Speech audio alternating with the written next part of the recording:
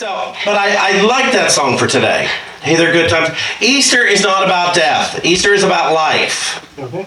Easter is about a resurrection of the mind and the body and the willingness to see and rethink everything. And so Easter is not a sad time at all. And especially in my mind, it isn't. I do believe that Jesus existed. And I do believe he walked the earth, and I do believe he was a teacher. And I believe he was a good one. But he taught of love. He was a man of love more than anything else, which is horrifying to a lot of people. Last week, I said, last Sunday, I said, his main message was forgive. And I had a vision of people, in the movies when they're running out of the theater, they're running the streets to get away from the blob. But it's that forgiveness. I'd rather tithe than forgive. And so to look at that, forgive is an act of love, and it's a big act of self-love. But Jesus went up to people and he said, "Hey, you don't have to be sick." And they said, "That's crazy. I have leprosy. Of course I have to be sick. They told me I'm sick." And he touched them, which was so taboo. You don't touch a person with leprosy because you'll get it and you'll die. And he touched them. And they saw that. He's touching me. And people around saw it. He's touching him. And he's not afraid. And he's not getting sick. And that's how leprosy began to heal. He healed through love. Well, I like that. That's a lot better than taking a pill. To heal through love. Oh, I can feel the cold lifter right up out of my body right now, just talking about it. But to heal, disharmony through love. Imagine asking yourself, let's take a moment to think of the person you like the least in the world. We're just going to take a moment there. And imagine going with it and asking, how do I love this person? How can I love this person so that I don't have to hate them anymore? Because when I hate them, I hate myself. There is the resurrection. There is the transformation from death to life. Is how do I love the person I fear the most, the person I hate the most, the person I'm the most indifferent to? How do I go about loving this being? And how do I go about loving this lovely person in the mirror here? Isn't he? Look in the mirror, you're going to see me. And he's adorable. But to think on it, how do I go about loving the one I fear the most? So Easter is about the rising up in consciousness. Easter is all about life. Easter is all about love, and within that lies intelligence. Intelligence within the mind, intelligence within the body, and intelligence in our communication, wisdom in our communication. There we have a great Easter message. Hey there, good times. Jesus' ministry was called the good news. That's what he went around spreading, the good news. He didn't go around spreading, worship me. He didn't try to get anybody to worship him. He said, follow me. Follow is different than worship. Follow. And as I said, the reason he would say follow me is because I found a way in. And we get back to forgiveness. The way in is to forgive everyone, and it's a toughie. That's just when this morning I woke up at 5:30 with a huge resentment. Someone I thought I had let go of, two people actually. I had a dream. I woke up from a dream with these two people who they dared to snub me in the dream. After what they did to me, they snubbed me. And I'm up for the morning, and I thought, it's Easter Sunday, I cannot start my day with a great big resentment at people I haven't seen in well over a year. with these thoughts. I just couldn't start my day that way. So I knew, okay, this is up for me to look at. This, if it's coming to me in dreams now, and then loitering after I wake up. So I contemplated, I thought, really, is there anything to resent these people for? And the truth is, no. No, one of them I have no problem with really at all, except she's friends with the other one. And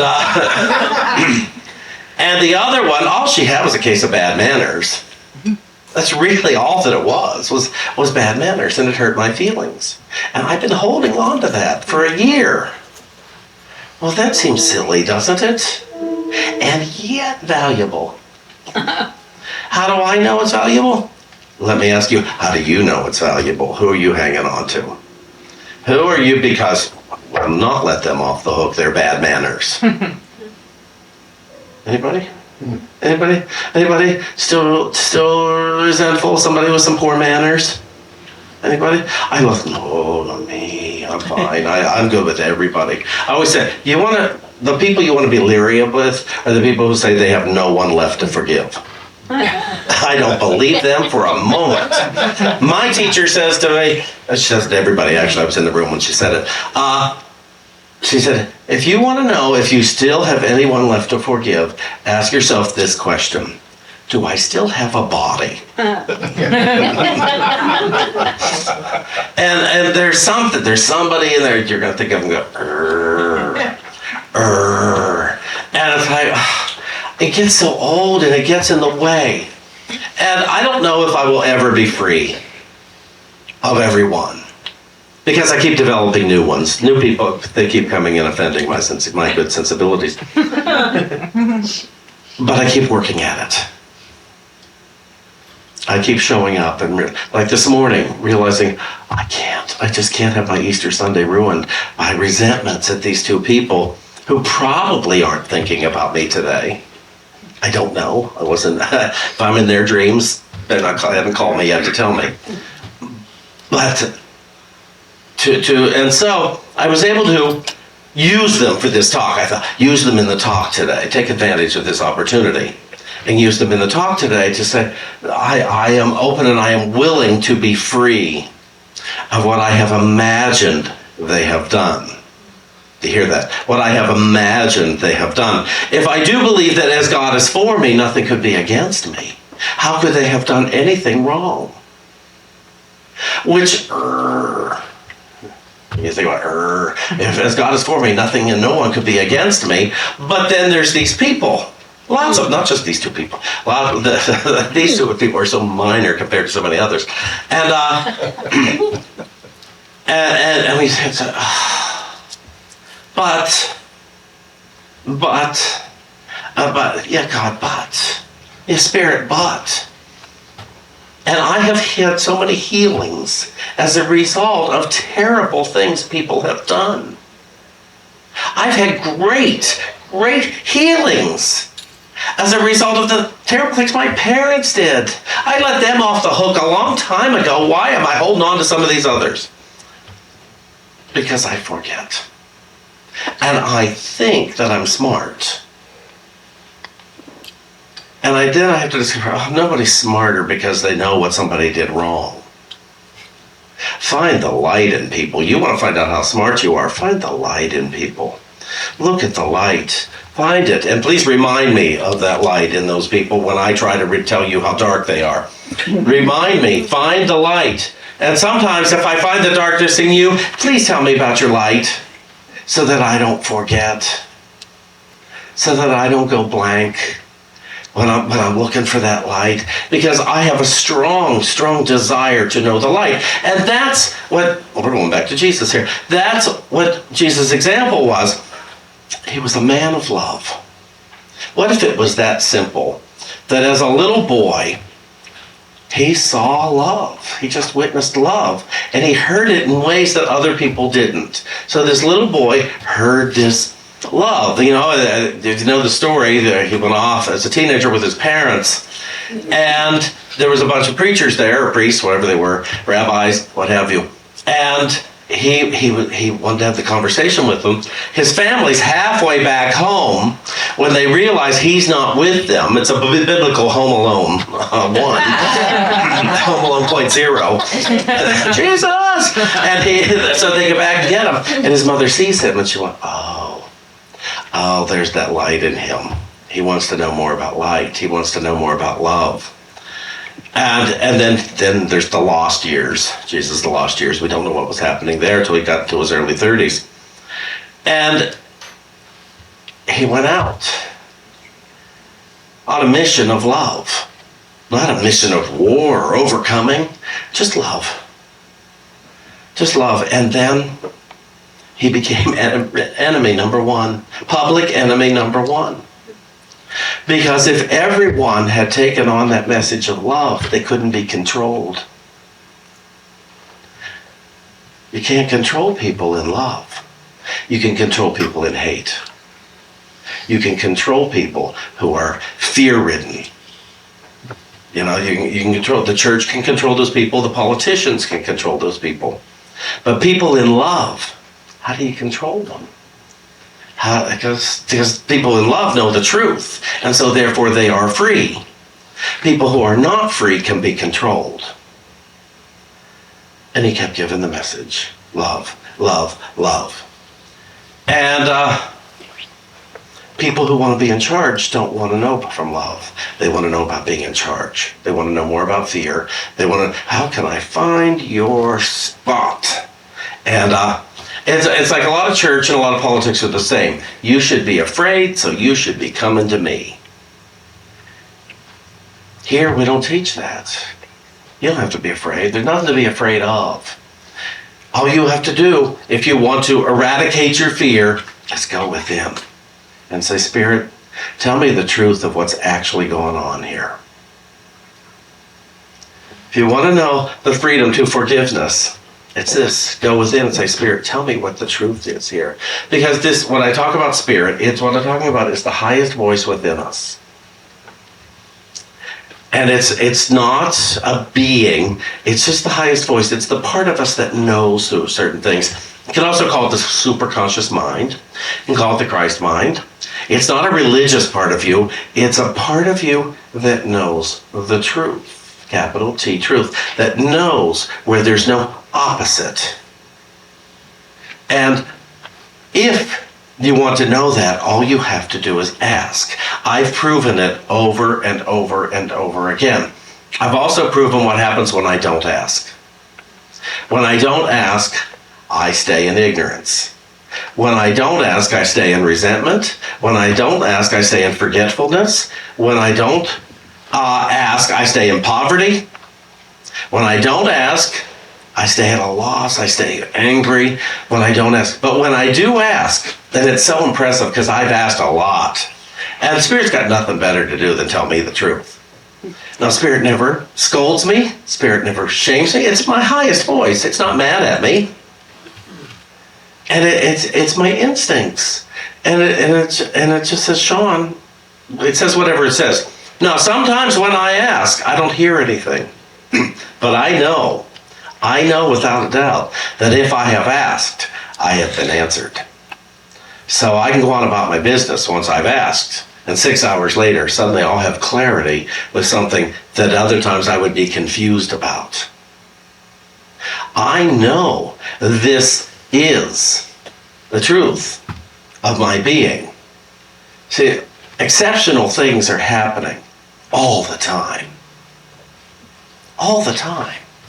Things we're manifesting in ways we hadn't expected to manifest. And if we're not manifesting, we need to say, Spirit, what's going on here? Tell me the truth. Is this mine to think, say, or do, or is it not? Spirit, because Spirit's not, I don't have to ask Spirit to tell me the truth because Spirit's not going to lie. Why would it? It's my highest voice. It's the highest aspect of me. Now, sometimes Spirit will speak through you. So I seek out you guys a lot of times because I want to hear what you have to say because I know what I need to know in order to have a happier, more joyous, freer existence is coming from the voice within me That voice never tells me to hurt anyone else. For a long time, I did a Hello Spirit journal. I did breakfast in the morning. Hi Spirit, and right back, hi Shawn, that's it. And we'd have a chat back and forth. And I always knew that Spirit's not going to scold me or criticize me. It's blunt. The voice of Spirit within me is blunt, but it's never making fun of me. It's not that Dr. Phil, how's that working for you stuff. There's no clever, pithy statements happening. It just loves me because it can't not love me. And that is the highest voice. And that to me is how I identify with Jesus. Jesus had a highest voice in him that spoke. Jesus was not any more connected to God, whatever God is, than I am or you are. Jesus was no more the Son of God than you or I are. And God doesn't have grandchildren. So we're all are allowed to connect with that G-O-D energy, that G-O-D spirit. We all can if we choose to. Some of us don't want to. Again, we're going to run screaming from the theater. There's a reason we're not a bigger community. I have no guilt. I have no hell. I have no sin. I have nothing to threaten you with. But I'll tell you something. I have something great to offer you. And I was offered it many years ago. I just quit smoking, and two friends said, you want to go to Unity with us on Sunday? It was at Lincoln Center. And I walked in there, and that Avery Fisher Hall was then. And there was a lightness to it. And there was a friendliness to it. And there was a guy screaming out a show tune, which didn't hurt. And then the minister that spoke that day was funny. There was so much laughter going on. So I went back a couple of more times, and then I didn't go back for a while. And then one day I woke up and said, you need something today. What is it? And it was Unity. I heard the voice. And I listened to the voice, so I got dressed and I ran up to Lincoln Center. There was a new minister speaking. And he was talking about all those abominations to God and man. And that day I found out I wasn't one of them. I am not an abomination under any of the categories. I found out that day, in whatever it is that God is, I am good. And so is the one on my right, and so is the one on my left. My two friends gave me the greatest opportunity I have ever received by them inviting me to that service today. And so that's why I invited so many of you who've never been here before for this opportunity. You'll take it or you won't. You'll come back or you won't. You may seek out something else. But I thought it would just be wonderful if you came and said, I'm going to try this today because Shawn asked me to. I certainly wouldn't invite anyone into anything that's detrimental to their well-being. And except it may screw with your head a little bit. Forgiveness. I don't want to forgive, but I can't go back. I can't. How am I going to talk to Shawn if I'm not willing to forgive? Play the game with your head. I got one person here. Let me tell you how. I'm not going to name names. But their wife told me that he would come. So I went to him and I said, I need you to do me a favor. I need you to prove your wife wrong and come to church on Easter Sunday. And he did. First he said, who's singing? I said, Karen Mason. He said, okay, I'll come. It's just a true story. And, but however it works, but I wanted to share today with you guys, all of you. And everybody on Facebook Live, thank you for tuning in. And so the Easter message, it is love, but that's not just a nice word. I encourage you to dig in and find out what that word really means. It's not about love your neighbors. Well, who wants to do that? Some of us don't even like our neighbors. But it's not an opportunity for guilt. It's an opportunity for freedom. Let's find out what love really is. If it's offered freely and received freely, then what price could there be to love? Let the rising up of your consciousness today be the good news that the happy days, they're here again. Thank you.